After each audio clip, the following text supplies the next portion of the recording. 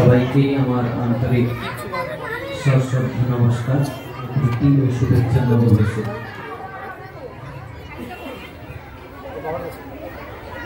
Annual Cultural Function 2025 জীবনে প্রত্যেকবারে মানুষ বাঁচার আনন্দ চায়, বারে বারে নতুন করে ফিরে পেতে চায়।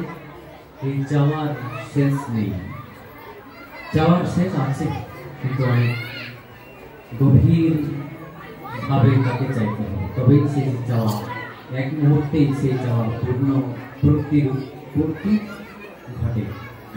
তবে এই নাচ গান আনন্দ যতদিন মানুষ বেঁচে আছে ততদিন তাকে এই ক্ষুদ্র জড় জগতের মধ্যে মনকে আনন্দ দিতে দিতে বৃহতের লক্ষ্যে এগিয়ে নিয়ে চলাটাই আমাদের কর্তব্য ও বাকিদেরকেও সঙ্গে নিয়ে এগিয়ে নিয়ে চলাটা প্রত্যেকটি অভিভাবক, প্রত্যেকজন প্রত্যেকটা সিনিয়র ব্যক্তিদেরই তা কর্তব্য এবং গুরু দায়িত্ব। তাই অ্যানুয়াল কালচারাল ফাংশন যে শুধু নাচ গান আনন্দ এটাই নয়, অ্যানুয়াল কালচারাল ফাংশন হলো জীবনকে নতুন করে বারে বারে ফিরে পাওয়ার মাধ্যম। তাই অ্যানুয়াল কালচারাল ফাংশন, অ্যানুয়াল মানে হলো বাৎসরিক, কালচারাল মানে সংস্কৃতিগত। তো জীবনটা এমন হবে যেন সংস্কৃতির মধ্যে যাতে ফুটে ওঠে, কোনো রকমের কুরুচিকর অশুভ মানসিকতা যুক্ত সাংস্কৃতিক পরিবেশ যাতে কোথাও কোনোদিন গড়ে না ওঠে, না হলে কি হবে, সমাজ বর্বরতায় ভরে যাবে।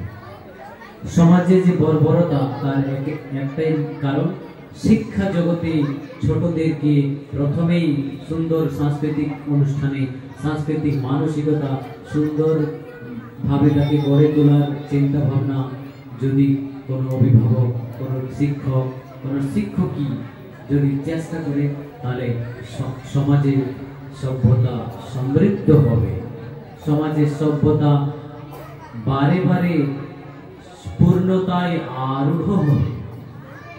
তাই সভ্যতাকে সুন্দরভাবে গড়ে তোলার জন্য এই সাংস্কৃতিক মঞ্চ ছোটদের বড়দের সবার জন্যই কাম্য।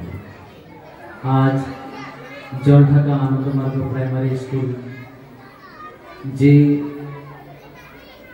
কয়েকজন গার্জেনদেরকে খুশি করার জন্য উপস্থিত বা প্রয়াস করছে, সেটা প্রয়াস নয়, সেটা ভবিষ্যতের এক সুদৃঢ় মজবুত স্কন্ধ তৈরি করার প্রয়াস। তাই আপনাদের এই আজকের সাংস্কৃতিক মঞ্চটাকে আপনারা যাতে মজবুতভাবে সুন্দর সুন্দর সুরুচিকর গান, নাচ, নৃত্য, নাটক সমস্ত কিছুর ভাগিদার যাতে হতে পারেন, সবাইকে যাতে আপনারা উৎসাহিত করতে পারেন, এমন পরিবেশ সবাই যেন গড়ে তোলার চেষ্টা করবেন। কোনো রকমের কুরুচিকর বর্বরতা, কোনো রকমের অশুভ মানসিকতা যুক্ত পরিবেশ যাতে কোনো শিশুর মনে না প্রবেশ করানো হয়, যাতে তারা সভ্য সমাজের সভ্য মানুষ বলে বিবেচিত হতে পারে। আজ তুমি তাকে যা শেখাবে, কাল দিনে শেষে তার বৃক্ষে পরিণত করে দেবে। তুমি আজ তাকে বীজ দিবে হাতে, কাল সে বৃক্ষে পরিণত করে দেবে। তাই তোমাকে চেষ্টা করতে হবে যে বীজটা দিচ্ছ সেই বীজটা সুন্দর ফুল ফল হবে কিনা সেটা বিবেচনা করেই তুমি গার্জেন, তুমি শিক্ষক, তুমি অভিভাবক তোমার সুন্দর মানসিকতার পরিচয় হয়ে উঠবে। তুমি যদি তোমার মনকে তুমি যদি সমৃদ্ধ নিজেকে না করো, আরেকটা শিশুকে তুমি সমৃদ্ধ করতে কিভাবে? তোমার ভালোবাসার মাধ্যমেই সেই শিশুটা গড়ে উঠবে, অপরকে ভালোবাসার প্রেরণা দেওয়ার মতো মানসিকতা তার মধ্যে গড়ে উঠবে। তুমি যদি কাউকে ক্ষিপ্ত করো, তুমি যদি কাউকে কুরুচিকর কথা বলো, তাহলে তোমার মাধ্যমে সেটাই শিখবে। তাই কথায় আছে, বাংলায় একটা ওয়ার্ড আছে আদর্শ। এই আদর্শ কথাটা এসেছে কোথা থেকে? আরসি। আরসি মানে গ্রামগঞ্জে বলে আয়না। আয়নাটাকে কোথাও কোথাও ঝাড়খণ্ড বা বিহারে বলে আরসি, অর্থাৎ আরসি থেকে আরসি, আর্স, আদর্শ, আদর্শ, এভাবে শব্দটা বিন্যাস হতে হতে আদর্শে পরিণত হয়েছে।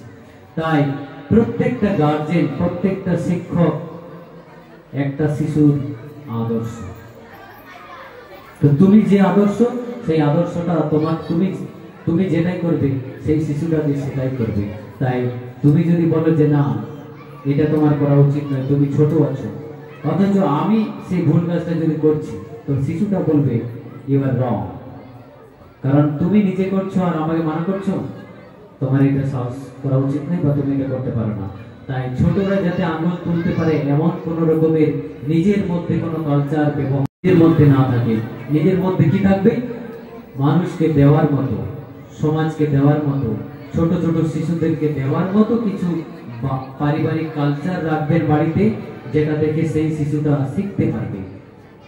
আপনি যেটা করবেন বাড়ির মধ্যে, যে কালচারটা দেখাবেন, ছেলেটা সেটাই শিখবে। তাই আপনাকে এটা মনে রাখতে হবে যে আপনি হলেন তার আদর্শ, মিরর অফ ফিউচার, ভবিষ্যতের আয়না। তুমি যা করছো তোমাকে দেখে সে একদিন সে অনুসরণ করেই যাচ্ছে। চুপি চুপি যদি তুমি নিজের বাড়ির মানুষের সঙ্গে কুটুস কাটার ঝগড়া করো, সে সেটা লক্ষ্য করবে ধীরে ধীরে, একদিন সে তার মনের মধ্যে সেটা গাছ হতেও পারে।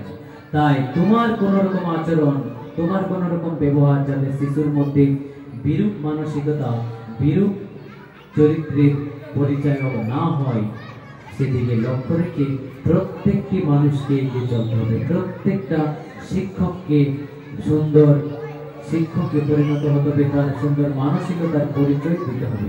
তবেই সমাজ সমৃদ্ধ হবে, তবেই প্রত্যেকটি শিশু ভবিষ্যতের আদর্শ হয়ে ফুটে উঠবে এবং সমাজও সমৃদ্ধ হবে।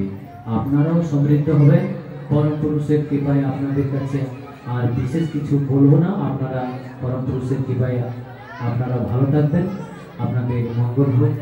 সবাইকে আমার অসংখ্য অন্তর থেকে, অন্তরের অন্তঃস্থল থেকে শ্রদ্ধাপূর্ণ নমস্কার।